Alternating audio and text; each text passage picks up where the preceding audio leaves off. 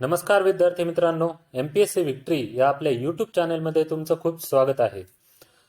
आपण प्रश्नपत्रिका विश्लेषण आणि सराव ही एक सिरीज चालू केली होती आणि त्या सिरीजमधील हा पुढील टॉपिक आहे, ज्यामध्ये आपण घटनेची वैशिष्ट्ये या टॉपिकवरती आयोगाने विचारलेल्या विविध परीक्षांमधील प्रश्न सोडवणार आहोत.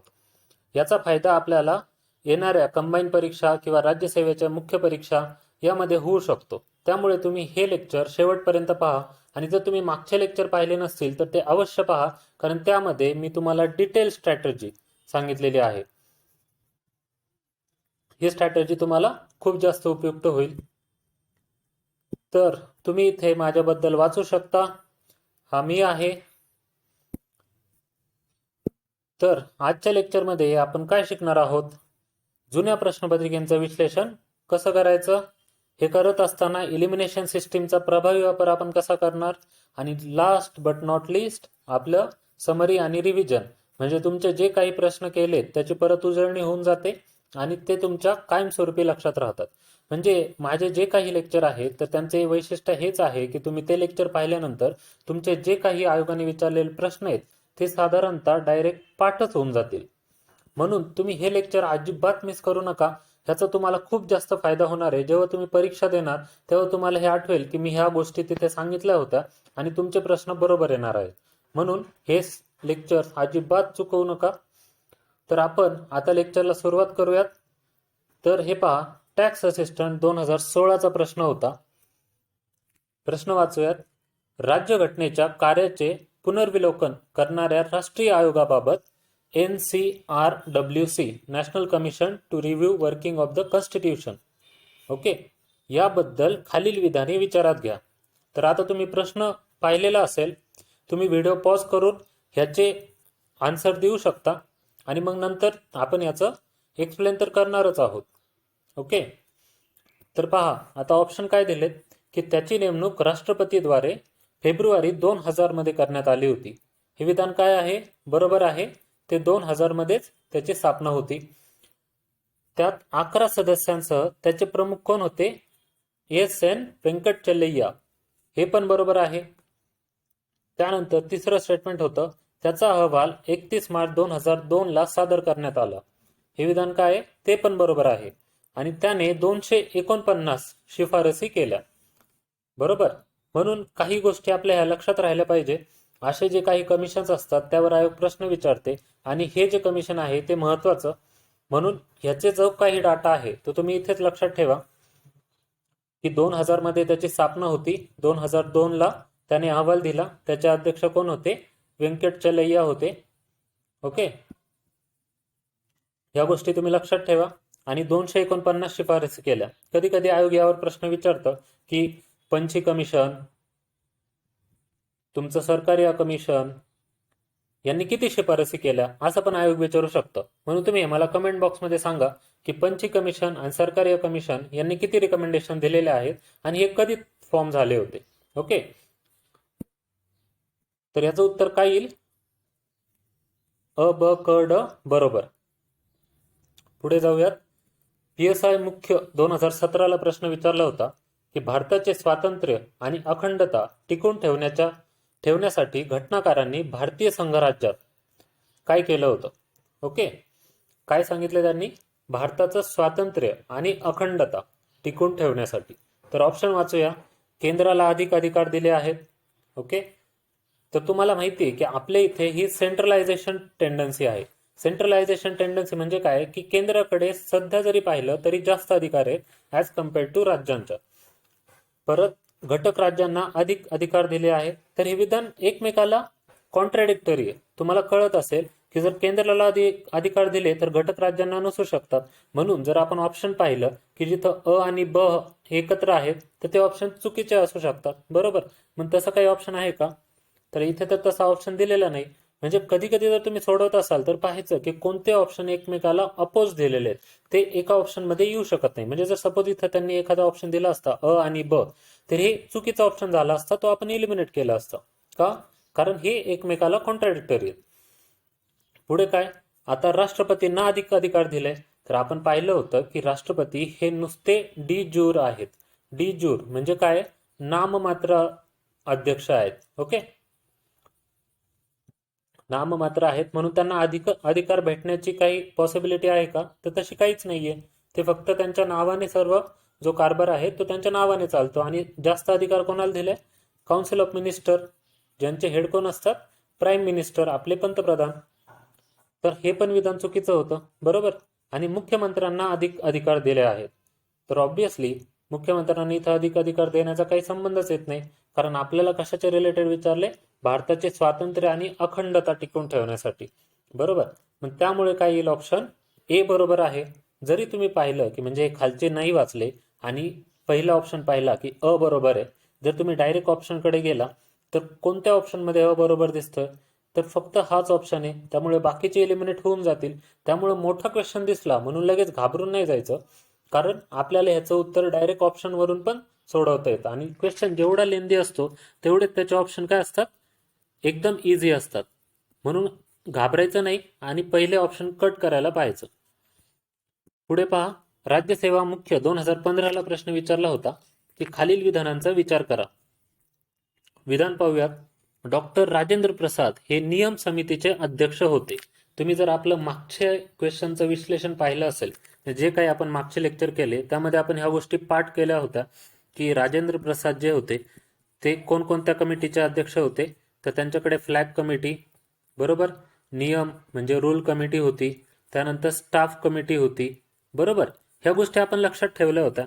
म्हणून काय की तुम्ही हे मागचे लेक्चर एकदा पहा आणि तुम्हाला एक आयडिया येऊन जाईल की हे क्वेश्चन आयोग बऱ्याचदा विचारत राहतं. त्यामुळे हे आपण मागच्याच लेक्चरमध्ये पूर्णपणे कव्हर केलेले आहेत. तर पुढे पाहूयात की मौलाना अबुल कलाम आझाद हे या समितीचे सदस्य होते, बरोबर. मग आता इथं काय? हे विधान चुकीचं आहे, कारण मौलाना अबुल कलाम आझाद हे अशा समितीचे सदस्य नव्हते, हे आपल्याला माहिती आहे. म्हणून जर आपण ऑप्शन पाहिलं तर आता पहा, क्वेश्चन त्यांनी इझी विचारलाय पण ऑप्शन देताना काय दिले? आपण बऱ्याचदा काय करतो? टिक करायला जातो पहिला ऑप्शन, आपल्याला वाटतं की अ हा पहिलाच ऑप्शन असेल, पण तसं नाही. इथं काय दिले त्यांनी? ब बरोबर दिले, म्हणून हा इलिमिनेट झाला. ऑप्शन नीट पाहायचे, सिली मिस्टेक करायच्या नाहीत. तर सेकंड ऑप्शन अ हा बरोबर आहे. ओके. तर हा जो घटक आहे मी तुम्हाला सांगितलं होतं की ज्या काही कमिटी आहे आणि त्यांचे अध्यक्ष हे तुम्ही तोंडपाठ करा, कारण हा आयोगाचा आवडता घटक आहे आणि यावर आयोग प्रश्न विचारत राहतं. पुढे पहा, तांत्रिक सहाय्यक गट क आणि टॅक्स असिस्टंट गट क याला हा क्वेश्चन रिपीट झालाय. आपण पाहूयात कोणता, की भारतीय राज्यघटनेच्या निर्मात्यांनी न्यायिक पुनर्विलोकनाचा विचार कोणत्या देशाकडून घेतला आहे किंवा स्वीकारलेला आहे? मी तुम्हाला सांगितलं होतं की आयोग हा जो काही घटक आहे की आपण कोणत्या देशाकडून घेतलेला आहे, तर ह्यावरती आयोग दरवर्षी प्रश्न विचारते आणि वेगवेगळ्या परीक्षांत तो कंटिन्युअसली विचारत राहते. म्हणून हे आपण लक्षात ठेवायच्या पण काही ट्रिक केल्या होत्या. जर तुम्ही पाहिलं तर ग्रेट ब्रिटन कडून आपण जे म्हटलं होतं तर त्याच्या पण काही आपण हे घेतल्या होत्या, जसे की आपण संसदीय राज्य पद्धती पाहिली. ओके. त्यानंतर तुमचा रूल ऑफ लॉ आहे. तर ह्या गोष्टी आपण कुठून घेतल्या होत्या? ग्रेट ब्रिटन कडून घेतल्या होत्या. त्यानंतर फ्रान्सकडून आपण काय घेतलं होतं? तर लिबर्टी, फ्रॅटर्निटी, इक्वॅलिटी. ओके. ह्या गोष्टी त्या फ्रेंच राज्यक्रांतीतून आलेल्या आहेत. मला एक कमेंट बॉक्समध्ये सांगा की फ्रेंच राज्यक्रांती कोणत्या वर्षी झाली होती, त्याचं इयर काय होतं? तर आयर्लंडकडून आपण काय घेतलंय? डायरेक्टिव्ह प्रिन्सिपल म्हणजे मार्गदर्शक तत्वे. मागच्या लेक्चरमध्ये पाहिलं आपण की आयर्लंडचा हा प्रश्न विचारला गेला होता की खालीलपैकी कोणत्या गोष्टी आपण आयरिश कॉन्स्टिट्यूशन मधून घेतलेल्या नाहीत, असा तो विचारला होता. म्हणून एक पहा की तो क्वेश्चन रिपीट होतोय आणि आपण जे काही आपली ही सिरीज आहे त्यामध्ये आपण ते फाइंड करतोय की आयोग कोणत्या कोणत्या टॉपिक्स वरती जास्त प्रश्न विचारतोय आणि ते टॉपिक आता आपण बाय हार्ट करणार आहेत, म्हणजे तुम्हाला परीक्षेमध्ये अजिबातच तिथे मार्क गेले नाही पाहिजे. ओके. त्यानंतर पहा अमेरिका, बरोबर आहे. तर अमेरिकेकडून आपण हा न्यायिक पुनर्विलोकनाचा जो काही पार्ट आहे तो घेतलेला आहे. ओके.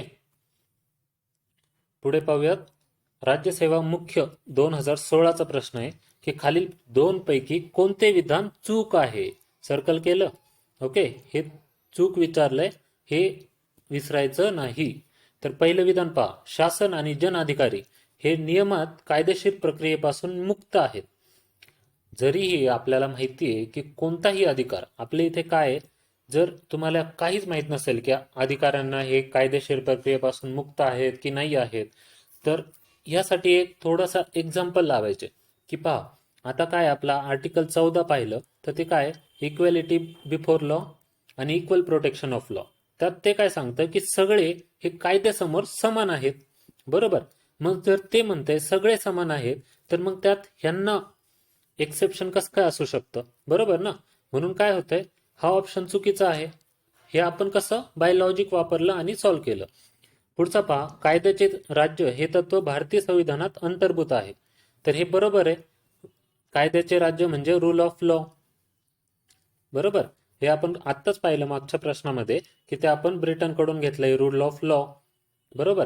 त्यामुळे आता पहा, इथे आपल्याला काय विचारलं होतं, चूक आहे. म्हणून आपण इथे पण चूक करायची नाही. आपल्याला चूक विधान विचारले, ते कोणते, विधान अ, म्हणजे केवळ अ बरोबर आपल्यासाठी. तर पहा, राज्यसेवा मुख्य 2016चा प्रश्न आहे की कायद्याचे राज्य, आपण आत्ताच पाहिलं रूल ऑफ लॉ. हा किती प्रश्न, मागचे 3 प्रश्न पाहिले, त्यात रूल ऑफ लॉ कसा ना कसा तरी येतच होता. मग हा पब्लिक ऍडमिनिस्ट्रेशनची एक इम्पॉर्टंट टर्मिनॉलॉजी आहे. आणि त्याचे जे आद्य प्रवर्तक आहेत ते कोण आहेत, तर एक लक्षात ठेवा की हा सर एडवर्ड कोक यांनी दिलेला कन्सेप्ट आहे, कायद्याचे राज्य. ओके, हा पब्लिक ऍडमिनिस्ट्रेशनचा पार्ट आहे, त्यामध्ये हा कव्हर केलेला आहे, हे लक्षात ठेवा. पुढचा प्रश्न पहा, एएसओ पूर्व 2016चा आहे की भारत हे संघ राज्य आहे, यास खालीलपैकी कोणते तत्व आधार देत नाही. सर्कल केलं. ओके, त्यांनी काय विचारलंय की भारत हे संघ राज्य आहे, त्याला कोणतं तत्व आधार देत नाही.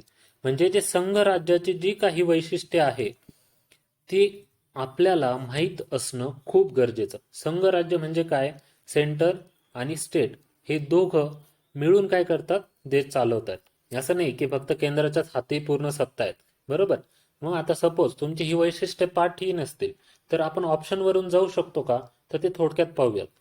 आता तुम्हाला सपोज हे पहा की एक राज्यघटना, जर एक राज्यघटना असेल तर त्यामध्ये स्टेट्स म्हणजे जे काही राज्य आहेत त्यांना काही अधिकार असेल का, नसेल. म्हणून हे विधान तर आपल्या लॉजिकने कळू शकतं की हे चुकीचं आहे.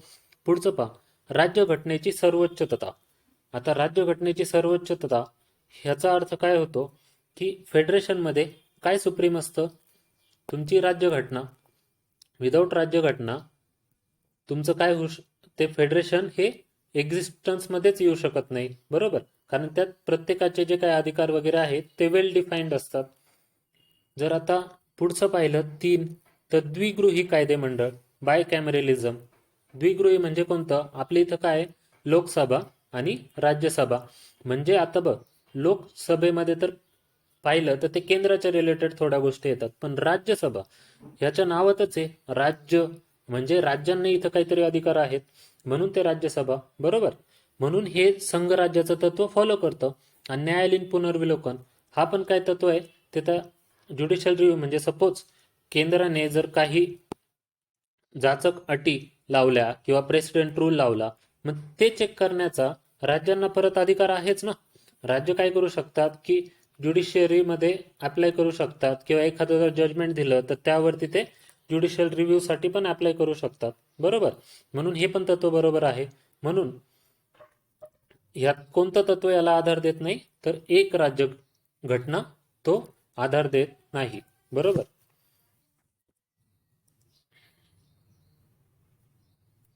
तसं जर या क्वेश्चन मध्ये अजून एक ऍडिशनल टॉपिक की जम्मू अँड काश्मीर हे एकमेव राज्य होतं की ज्याला स्वतःची दुसरी राज्यघटना होती. बरोबर. पण काय झालं की आपण जे Jammu and Kashmir reorganisation act केलं, त्याने 370 जे आर्टिकल होतं त्याला स्क्रॅप करून टाकलं, आणि काय केलं की ह्याला पण आता आपल्या भारताची जी काही राज्यघटना आहे ती लागू झालेली आहे. बरोबर. मग आता पुढचा प्रश्न पाहूयात की कर सहाय्यक मुख्य 2017चा तर ह्यात काय दिलंय, भारतीय संविधानकर्त्यांनी केंद्राकडून राज्यपालांची नियुक्तीची कल्पना डॅश डॅशच्या माध्यमातून घेतली आहे किंवा संविधानातून घेतली आहे. म्हणजे त्यांनी काय विचारलं होतं की केंद्रांकडून राज्यपालांच्या नियुक्तीची जी काही कल्पना आहे तर ती कोणत्या देशाच्या संविधानातून घेतली आहे. तर हा पण प्रश्न मागच्या 3 लेक्चरमध्ये आपण साधारणतः 3 ते 4 वेळा पाहिला आणि समरीमध्ये पण आपण तो रिवाइज केलाय. म्हणून एक लक्षात ठेवा की ह्यावरती आयोग प्रश्न विचारतंय आणि आतापर्यंत तुमचा तो पाठ होऊन गेला असेल. ज्यांनी मागचं लेक्चर पाहिलं नसेल तर त्यांनी ते नक्की पहा, कारण ज्यांनी पाहिलंय त्यांना आता तो डिफरन्स कळत असेल की हे प्रश्न आपले आता क्लिअर होऊन गेलेले आहेत. तर हे कोणत्या देशाकडून घेतलं होतं, आपण डायरेक्ट सांगू शकतो आता कॅनडाकडून घेतलं होतं. बरोबर. पुढचा प्रश्न फॉरेस्ट मुख्य 2016ला विचारला होता की संसदीय शासन पद्धतीचे खालीलपैकी कोणते दोष समजले जातात. काय विचारले, दोष समजले जातात. पहिलं वाचूयात, अस्थिर शासन. बरोबर. काय दिलं त्यांनी, अस्थिर शासन. तर असतं का, फॉर एक्झाम्पल जर मायनॉरिटी गव्हर्नमेंट असेल, मायनॉरिटी मीन्स की बऱ्याचशा जे काही अलायन्स असेल, अलायन्स, आणि त्यामध्ये खूप छोटे छोटे जर पक्ष एकत्र आले असेल, फॉर एक्झाम्पल अटल बिहारी वाजपेयींचं जे एनडीए गव्हर्नमेंट होतं साधारणतः 1999च्या आसपास, तर तेव्हा काय झालं होतं की बऱ्याचशा ज्या काही पार्टी होत्या छोट्या मोठ्या ते घेऊन होतं. म्हणून काय की जर एखाद्या पक्षाने पण पाठिंबा जर काढून घेतला तर काय होईल, हे सरकार पडेल. म्हणजे काय, इथं अस्थिर असू शकतं. बरोबर आहे. आणि त्यामुळे हे विधान काय होतं, बरोबर येतं. मंत्रिमंडळाची हुकुमशाही. बरोबर आहे, कारण सगळ्यात जास्त सुप्रीम ऑथॉरिटी कोणाकडे असते, जे आपलं मंत्रिमंडळ असतं, काउन्सिल ऑफ मिनिस्टर, त्यांच्याकडेच ऑथॉरिटी असते, म्हणून त्यांची हुकुमशाही पण होते. जुलुमशाही तर हे होत नाही. जुलुमशाही जर आपण पाहिलं, आपल्या स्वतःच्याच देशाचं जर उदाहरण घेतलं तर इथे जुलुमशाही होत नाही. जुलुमशाही कुठे होते की जिथे राजेशाही आहे किंवा जिथे संविधानामध्ये राजाला किंवा एखाद्या अध्यक्षा याला खूप जास्त अधिकार दिलेत, तर तिथंच काय होते, जुलुमशाही होते. आपल्या इथे जर जुलुमशाही वगैरे झाली तर आपल्या कॉन्स्टिट्यूशनने त्याला काही कायदे केलेले आहेत किंवा काही आर्टिकल दिले आहेत की त्या थ्रू आपण न्यायालयात दाद मागू शकतो. ओके. म्हणून इथे जुलुमशाही होत नाही. आणि कौशल्यहीनांचे शासन. बरोबर आहे की आपल्या इथे फॉर एक्झाम्पल की जे काही निवडून येणारे आपले मंत्री किंवा पार्लमेंटरियन असतात, तर ह्यांच्यामध्ये जे नेसेसरी कौशल्य असतात ते असतात का, तर असं काही मेन्शन केलेलं नाहीये. किंवा कोणीही आपल्या इथे काय की ज्या कोणाचं वय हे 25 वर्ष असेल लोकसभेचं आणि 30 वर्ष, तर ते काय करू शकतात, उभे राहू शकतात. बरोबर. म्हणून काय की इथे एज्युकेशन किंवा स्किल याचं कुठंच बोललेलं नाहीये. त्यामुळे हे विधान काय होतं, चूक होतं. आणि त्यानंतर सत्ता विभाजनाच्या विरुद्ध आहे. मग हे काय, हे पण विधान बरोबर आहे. तर एक पहा की क हे विधान चुकीचं आहे. त्यामुळे पहा ऑप्शनमध्ये जर आपण गेलो तर क आणि क जर इलिमिनेट केला तरी आपण काय बरोबर उत्तराकडे जातो, अ ब ड ई बरोबर. म्हणजे तुम्हाला बाकीचे ऑप्शन जरी माहीत नसेल आणि तुम्ही थोडंसं लॉजिक लावलं की जुलुमशाही हा नाहीये, पण तरी पण काय होतं, तुमचं उत्तर बरोबर येतं. अशा पद्धतीने आपण इलिमिनेशन सिस्टीम वापरायची आहे.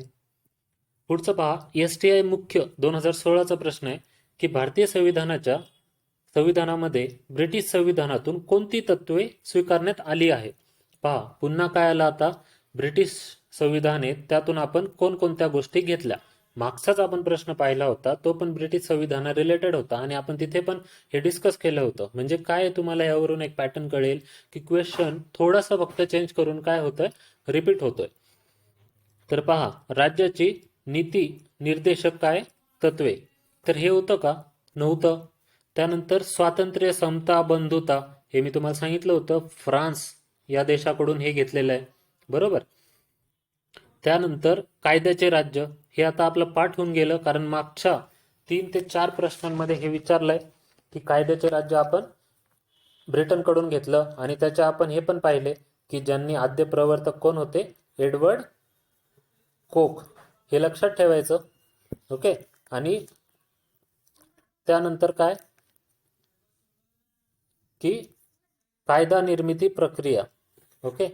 तर हे पण काय आपण त्यांच्याकडून घेतलेलं आहे. बरोबर. म्हणून याचं बरोबर उत्तर काय येईल? क आणि ड. ओके. तर पुढे जाऊयात. राज्यसेवा पूर्व 2015 प्रश्न विचारलेला आहे. क्वेश्चन वाचून घ्या. खालील विधाने विचारात घ्या. ऑप्शन पहिला पहा. ब्रिटिश घटना ही अलिखित आहे. ओके. ब्रिटनमध्ये संसद ही सर्वोच्च आहे. त्यानंतर ब्रिटिश घटना सर्वाधिक लवचिक आहे. तर आपल्याला काय विचारलं यामध्ये? चुकीचं विधान कोणतं आहे? ओके. हे सर्कल करून घ्या. तर त्यामध्ये पहा की ब्रिटिश घटना ही अलिखित आहे. बरोबर. खूप थोडा पार्ट ह्याचा रिटर्न आहे. ब्रिटनमध्ये सर्वोच्च काय आहे? संसद आहे. पण भारतामध्ये ही सर्वोच्च आहे का? तर पार्लमेंट ही सर्वोच्च नाहीये. कारण पार्लमेंटला हे सर्वोच्च अधिकार देण्यात आलेले नाहीये. जर पार्लमेंटचा एखादा कायदा जाचक असेल तर त्या अगेन्स्ट सुप्रीम कोर्टमध्ये आपण धाव घेऊ शकतो. बरोबर. तसं ब्रिटनमध्ये काय आहे की पार्लमेंट ही खूप सर्वोच्च आहे आणि ती सर्वाधिक लवचिक पण आहे. म्हणून इथे चुकीचं विधान विचारलंय. तर यापैकी कोणतंच नाही. म्हणून ऑप्शन 4 येतो. बरोबर. पुढे जाऊयात. तर MES 2015चा प्रश्न होता की भारतीय राज्यघटनेच्या स्रोतासंदर्भात सूची अ व सूची ब यांच्या जोड्या जुळवा. तुम्ही व्हिडिओ क्वेश्चन वाचल्यानंतर हा व्हिडिओ पॉज करत जा आणि त्याचं उत्तर मनामध्ये सोडत जा किंवा तुम्ही कमेंट बॉक्समध्ये लिहित जा. म्हणजे तुमची पण डबल प्रॅक्टिस होऊन जाईल. पुढे तर आपण लगेच सॉल्व्ह करतच असतो. ओके. तर आता आपण ऑप्शन्स पाहूया की ब्रिटिश राज्यघटना यामध्ये आपण काय घेतलं होतं.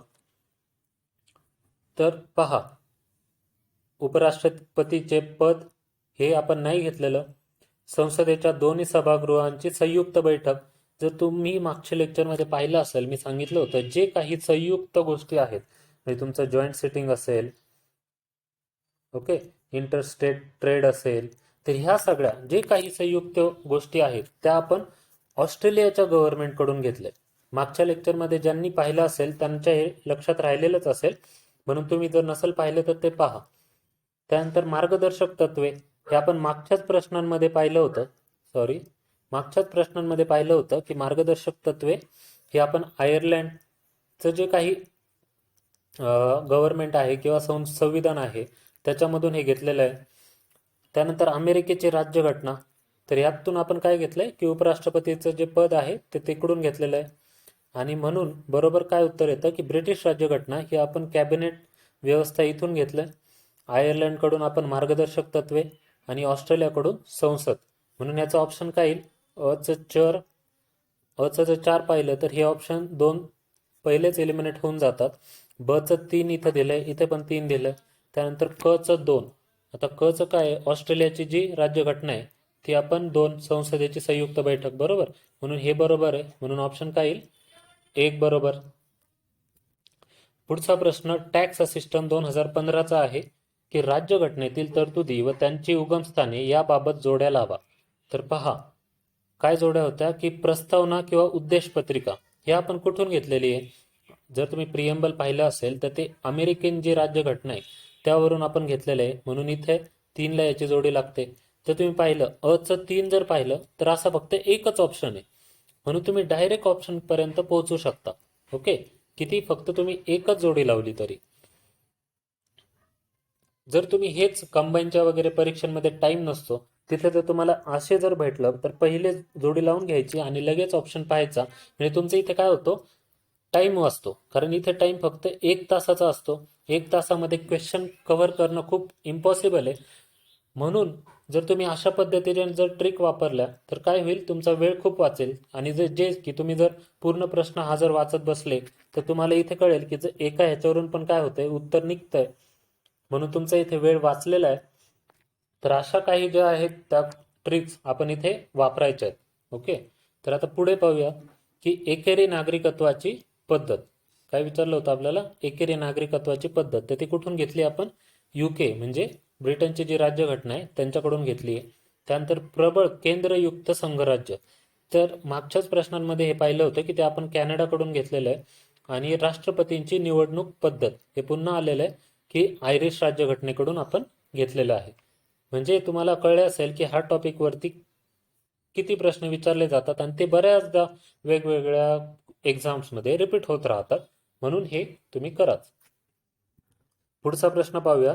राज्यसेवा मुख्य 2016ला विचारला होता की खालीलपैकी कोणते विधान बरोबर नाही.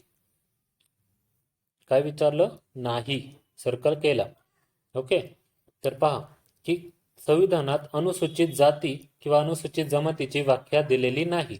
आता हे सपोज बऱ्याच जणांना ही गोष्ट माहीत नसते, तर हा आपण इथेच ठेवूयात. पुढचा वाचू.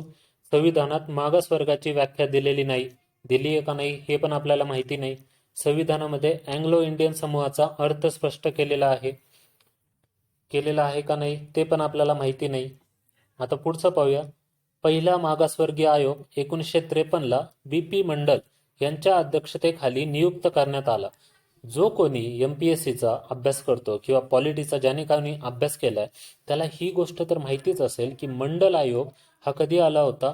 मोरारजी देसाई यांचा गव्हर्नमेंटच्या टाइमला. ओके. मग ते कधी होतं? 1979च्या आसपास. बरोबर. म्हणजे मोरारजी देसाईंचं गव्हर्नमेंट जे होतं ते लेट होतं आणि इथं काय दिलंय? 1953. मग 1953ला काय होईल की तेव्हा जवाहरलाल नेहरूंचं गव्हर्नमेंट होतं. बरोबर. म्हणून हे ऑप्शन काय होतो? चुकीचा होऊन जातो. तर तुमच्या एक लक्षात येईल की सपोज तुम्हाला हे वरच्या गोष्टी अजिबातच माहिती नाहीयेत, तरी जर तुम्ही ऑप्शन नीट वाचले तर काय होतंय? तुम्हाला कळतंय की ऑप्शन 4 हा चुकीचा आहे. म्हणून तुम्ही जर हा मार्क केला तुमचे मार्क वाढतील. आणि एक पहा की 1953चा जो पहिला मागासवर्गीय आयोग होता तो कोणता होता? काका कालेलकर. तर हा महत्वाचा काय आहे सध्या? का महत्वाचा आहे?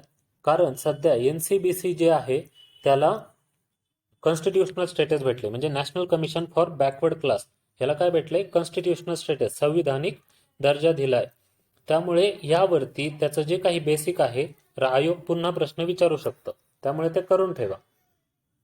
आता शेवटचं समरी अँड रिव्हिजन यामध्ये आपण काय पाहणार आहोत की आपण यामध्ये महत्त्वाचे टॉपिक डिस्कस करणार आहोत की कोणकोणत्या राज्यघटना आहेत त्यांच्याकडून आपण काय केलं की घटना आपले जे घटनेमध्ये ते आपण इम्बाईब केलेत किंवा ते घेतलेले आहेत. म्हणजे त्यातले महत्त्वाचे आपण पाहिले होते आयरिश, ब्रिटिश, कॅनडा आणि USA.